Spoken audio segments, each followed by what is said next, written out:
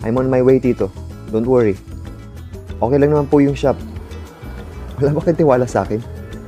Kayang-kaya kong i-manage yun. Turan ko sa aking kausap sa telepono, si Tito Manny. Halos kasi araw-araw niya akong tinatawagan simula nang iniwan niya sa akin pansamantala ang pamamahala ng coffee shop niya. Wala akong ibang ibig sabihin sa pagtawag ko sa iyo, Iho. I just want to make sure na okay ang lahat. I'm expecting a lot from you. And remember, hindi ako nag-alok ng tulong ha. Ikaw mismo ang lumapit sa akin. And since pamangkin kita, I don't have a choice kung hindi tulungan ka. Really, Tito? I'm just kidding. Siyempre, kadugo kita. At kailangan mo ng tulong kaya tinulungan kita. Kahit pasok ang suka sa akin ng daddy mo, still, we're family, right? Napatahimik ako sa sinabing yun ni Tito. Nasabi ko na ba sa inyo na si Tito Manny ay miyembro ng LGBTQ community? At sa pamilya namin, isang napakalaking kahihiyan kapag ikaw ay isang tagilid. Nung araw na mag-out si Tito sa buong pamilya, yun rin ang huling araw na nakita ko siya. Kung hindi ako nagkakamali, halos 10 taon na siyang hindi nagpaparamdam at nagpakalayo-layo.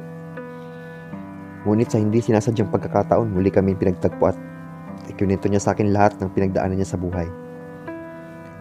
Ipina-freeze pala ni Lolo lahat ng bank accounts na nakapangalan sa kanya.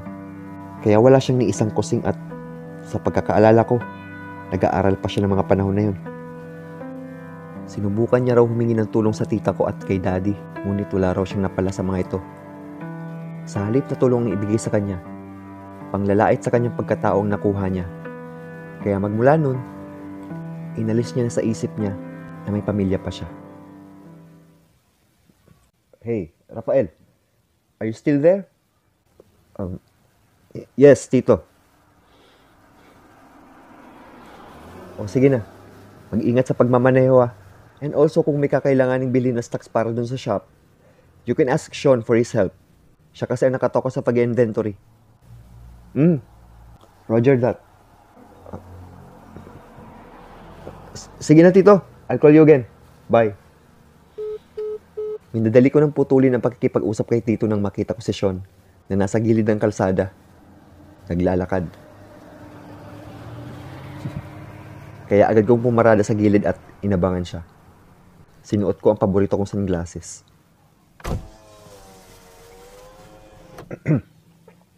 Need a ride? Saad ko sa kanya nang matapat siya sa bintana ng sasakyan ko. Kitang-kita ko ang pagbabago ng kanyang facial expression. Mula sa pagiging aliwalas, naging masalimuot. Thanks, but no thanks. Kaya kong maglakad. Sagot ito sa akin. Patience, Paulo. Patience. Gusto ko lang maging mabait ngayong araw. At saka, empleyado ko siya. Bakit parang napaka-informal niya kung sagot-sagutin ako? Sasakay ka!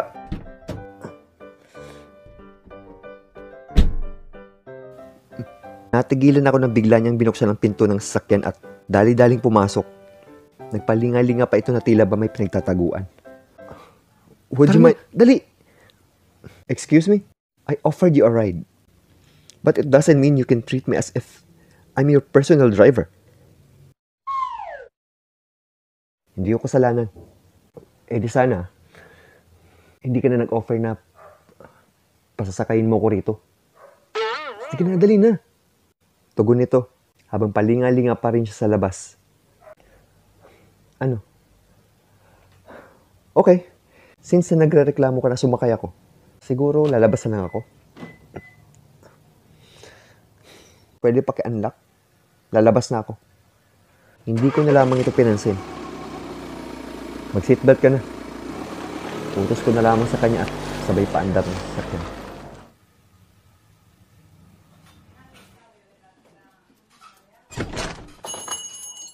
Hi, good morning. Si Nikki, na tila natigilan nang makita niyang magkasabay kaming pumasok nitong si Sir Paulo. Tinignan niya ako sa paraang nagsasabing, mukhang may ikukwento ka sa akin. Hi, good morning. Dumating na ba yung supplies natin? Kung hindi pa, we just need to follow up. Hindi pwedeng di yun dumating. We will be needing that para sa event next week. Wala naman nabanggit sa amin si Sir Manny. By the way, Sean, I need you in my office now. Okay. Kahit naguguluhan, sumunod na lamang ako sa kanya. Pagkapasok pa lang namin sa kanyang opisina. Anong sinasabi mong event? Hindi ba lang kami aware na may ganun pala? Hinarap niya ako na tila may inis sa mukha nito. Hindi ba sa'yo uso ang work ethics? Huh? Courtesy, hindi ka ba tinuruan ng mga magulang mong rumespeto? Teka lang naman, bakit nadamay ang mga magulang ko rito? At saka, inaano ba kita? Nagtatanong lang naman ako kung anong tinutukoy mong event. Masama ba yun? Mariing sagot ko sa kanya. Alam ko naman yun eh. Yung expectation niya na magiging magalang ako sa kanya dahil sa siya ang temporary boss ko. Hell no. After screwing me that night, hanggang ngayon nga, hindi niya pa rin binabalik sa akin ang wallet ko. Bakit? Sa palagay mo ba, magiging mabait ako dahil may nangyari sa pagitan nating dalawa, ha? Napalalampasin ko pagiging rude mo sa akin? Well, guess what? Hindi. Kaya matuto kang rumespeto sa akin. Nagagawa at naibibigay mo nga sa mga katrabaho mo. Bakit hindi mo rin gawin sa akin, ha? Natigilan at napaisip ako sa mga sinabi niya. Nagkatitigan lang kami. Tuloy. Sir, dumating na po yung magde-deliver ng supplies. Si Nikki. Ikaw na muna mag-asikaso. No. I'll do it.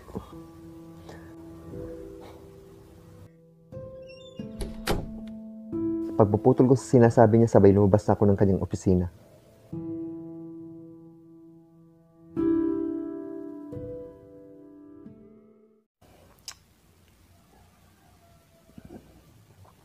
Hindi ko lang talaga kasi maintindihan kung bakit ibang-iba ang trato niya sa akin. He's been avoiding me these past few days. He's treating me like I don't exist. Kaya nga nagulat rin ako kanina nang sumakay siya sa sasakyan ko. Aaminin ko. Nung una talaga balak kong asar-asarin siya dahil nga may nangyari sa pagitan namin. Which is naging effective naman kaya nga palagi siyang inis sa akin eh. But it's too much for me to take that he doesn't give me respect. Kahit bilang boss niya, wala. Kung ibang employer siguro, matagal na siyang nasasante.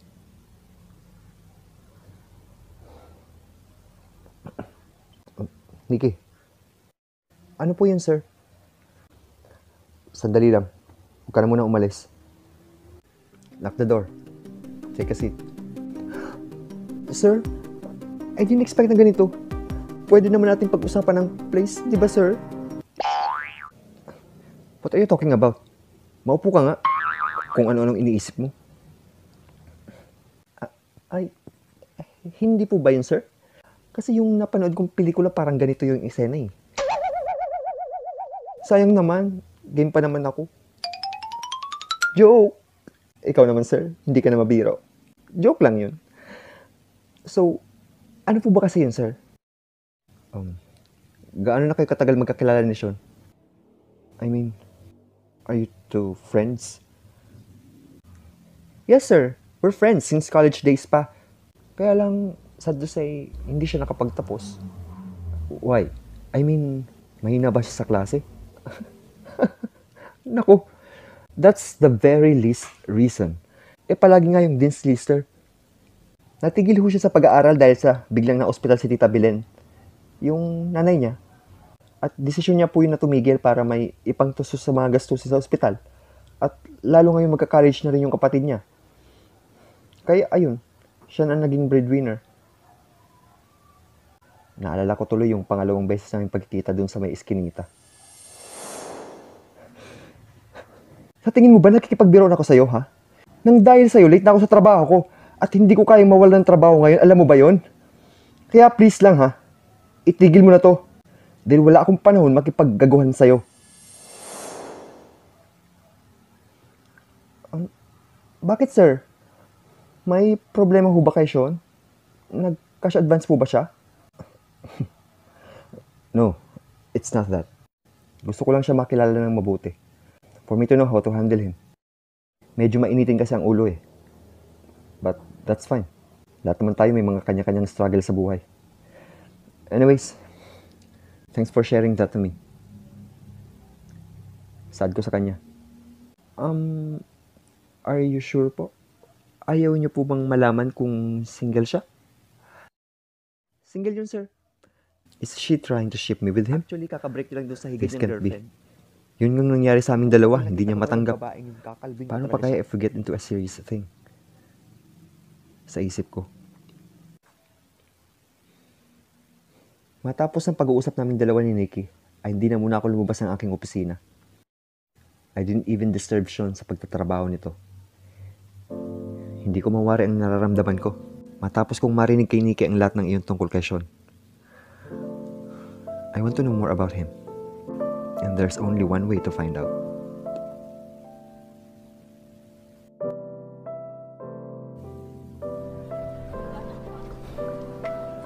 Nakakapagtaka lang. Hindi niya ako ginagambala sa trabaho ko. Which is pabor naman sa akin. Naging magaan para sa akin itong mga nakaraang araw. Hindi masyadong stressful. Pagmumuni-muni ko habang naglalakad papuntang ospital. Kaka-out ko lang kasi sa trabaho. Nabanggit na rin sa amin ni Sir Paulo yung tungkol dun sa event na tinutukoy niya. Bakit hindi ako masanay-sanay na tawagin siyang sir? Kami raw ang kinuha para mag-serve ng mga pastries at cupcakes para sa isang birthday celebration. Hindi niya masyadong idinitalye. Basta sabi niya, distant relative niya daw ang celebrant.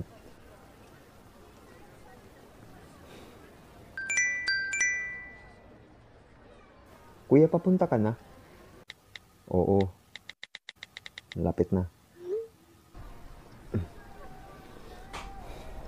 Isa pa itong kapatid ko. Napapansin kong ilang araw na siyang hindi humingi ng allowance sa akin.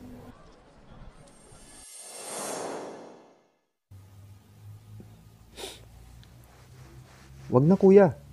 Itabi mo na lang yan. Para kay nanay. Meron pa naman akong pera. Turan sa akin ng kapatid kong si Leonard. Paano ka naman nagkapera? Eh, hindi ka pa naman nagtatrabaho ah. Leonard, baka kung ano-ano mga bagay na pinapasok mo ha. Huwag ko lang malaman na gumagawa ka ng mga illegal ha. Mabubugbog talaga kita. So, saan mo kinuha ang pera? Eh, alam kuya, ang kulit mo. At anong illegal? Illegal ba na maging stripper? Joke lang. Ikaw kuya masyado kong seryoso. Wala akong ginagawang illegal. Promise. Paglilinaw niya. Siguraduhin mo lang ha. Tara na. Kumain na tayo at baka malit pa ako sa trabaho.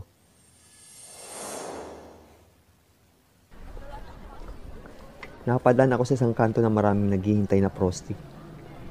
Naghahanap o kaya naman naghihintay ng kanilang mga parokyano. Ay. Hirap talaga mabuhay sa Pilipinas. Hirap talaga mabuhay kapag hindi ka mayaman, no? Kaya siguro ipinagpalit ako ni Ella sa iba dahil alam niyang wala siyang future sa akin. Nagulat na lang ako nang may bumusi ng sasakyan sa tabi ko. Pagkabukas ng bintana ng sasakyan, nakita ko ang isang lalaki sa loob. Eh, magkano? Tura nito. Kaya, nagpalingaling ako sa paligid. Ako ba kinakausap mo? Yes, you. Pwede ka ba? Tugon niya sabay ngiti sa akin. Nanggigigil ako sa taong kaharap ko ngayon. Sorry pero hindi ako tulad ng iniisip mo eh. Napadaan lang ako dito. Kahit nahiinis, mas pinili kong kumalma. Muli ako naglakad at siya ring pag-andar ng sasakyan niya. Sinusundan ako. I know. Kaya nga ikaw ang gusto ko eh.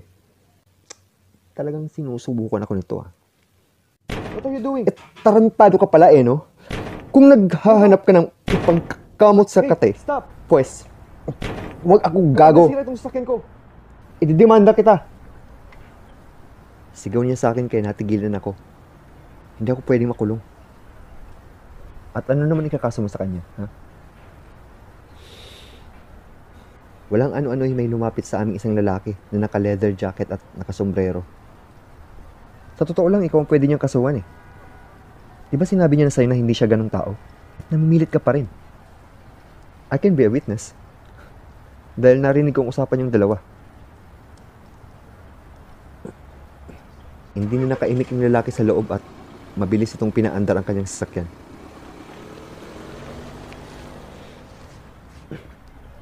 Anong ginagawa mo rito? Tanong ko sa lalaking kaharap ko na ngayon.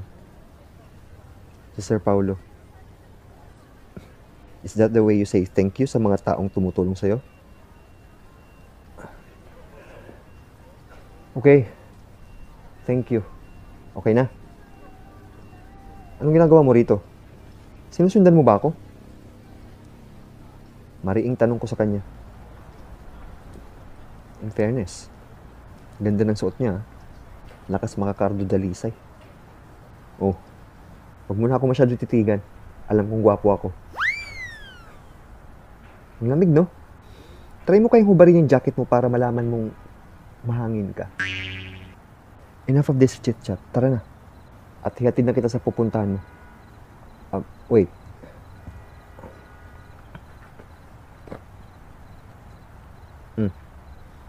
Yung wallet mo. Don't worry, walang bawas yan. Except, itinapon ko yung expired mong kapote. Bumili ka na lang ng bago. Natatawa niyang saad sa akin.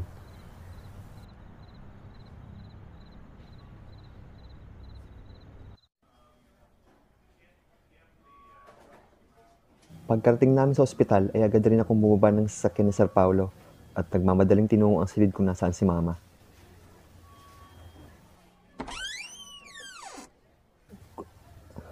Kuya, nandito si Papa. Salubong sa akin ni Leonard. Anong ginagawa mo rito? Tanong ko agad nang masilayan ko ang presensya ng taong matagal nang walang paramdam at nang iwan sa amin. Anak, gusto ko lang sanang Hindi na kailangan. Okay na kami dito. Gusto mong humingi ng tawad? Para saan? Dapat noon pa. Dapat matagal nyo nang ginawa. Iniwan mo kami, Tay. Mas pinili nyo sumama sa kabit nyo. Alam nyo ba nung nawala ka? Na-realize ko na kaya namin mabuhay na wala ka. Anak, alam kong galit ka. Oo! Galit ako. Bakit ka pa bumalik? Dahil ba binabagabag ka ng konsensya mo? Ayan ang sinanay, oh. Nakaratay. At ginagawa ko ang lahat para maisalba ang buhay niya. Habang ikaw, nandun sa kirida mo at nagpapakasaya. Alam mo pa, wala nang magagawa ang paghingi mo ng tawad. Ikaw ang sumira sa pamilya natin. At habang buhay mo rin yung dadalhin dyan sa konsensya mo.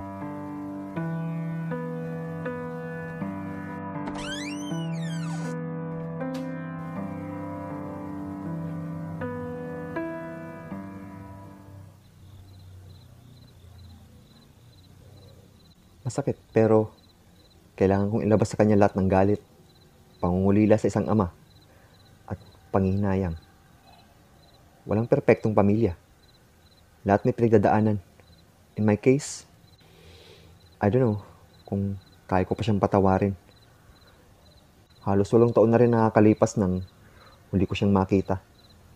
Bit-bit ang kanyang mga bagay at tuluyin kaming iniwan. Magmula nun, isinumpa ko na hindi ko siya mapapatawad. Kahit ano pa man ang naging dahilan niya.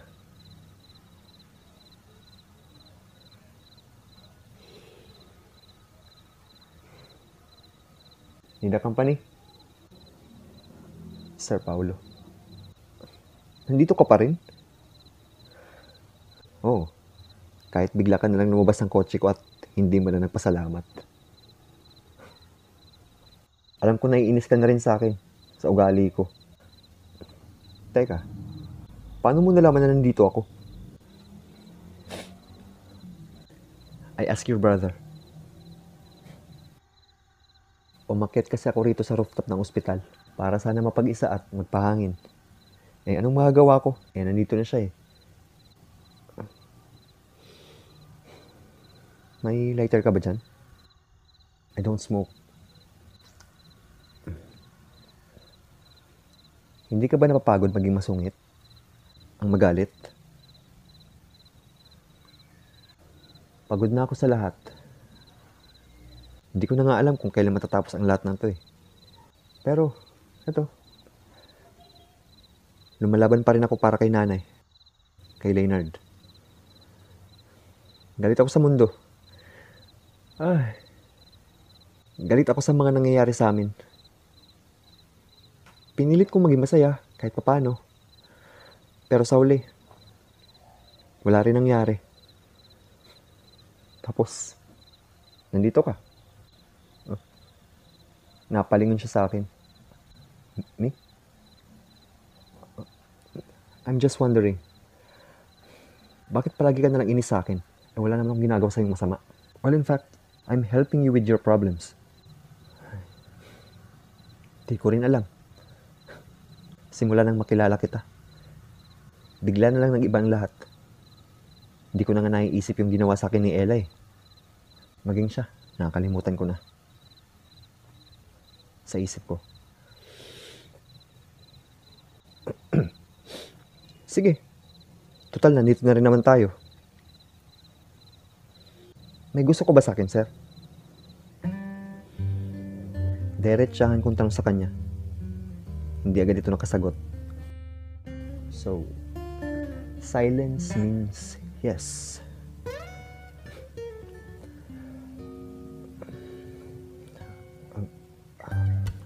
What if gusto nga kita? Anong gagawin mo? Then, subukan natin kung mag-work.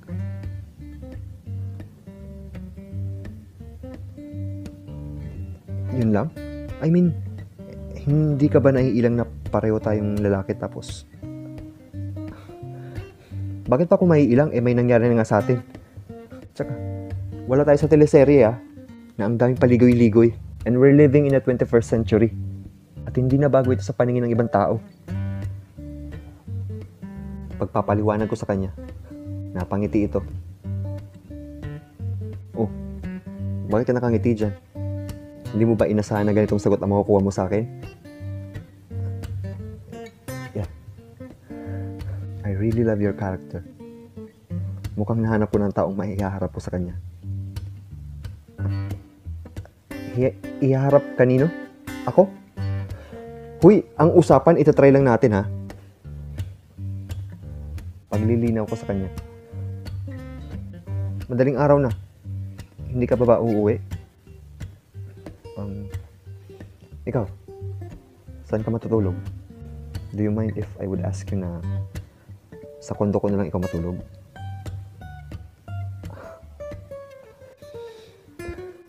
Okay.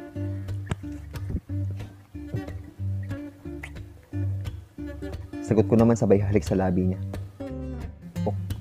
Okay. Okay. Yeah. Okay. Sabi mo nga eh. Let's go. Hindi siya makapaniwala na sasama ako sa kanya.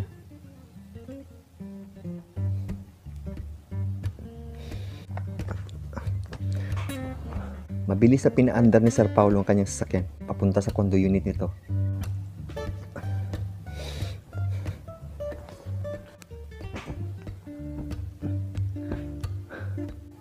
Well, alam niyo na siguro na hindi na kami basta matutulog dito.